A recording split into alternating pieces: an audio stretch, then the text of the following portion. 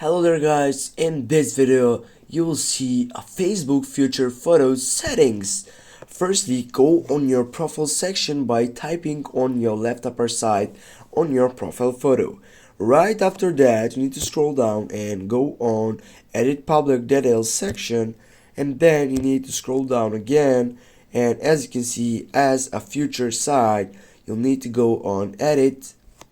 Here, when you're on your edit side, you need just simply go and pops up on the first section, and then here also you have an options for changing these solutions on the side before that section, or you can just type on the delete future collection and make a new collection.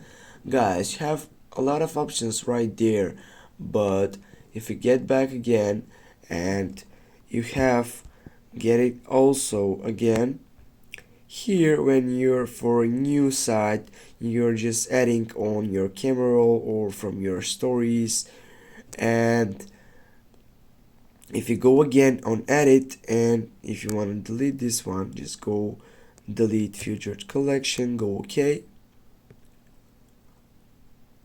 Now get back again, go on try it again, choose another one, for example this one, go next, and you need to wait for uploading. And that's it guys, thanks again for watching. Don't forget to hit that like and share the video. See you soon guys.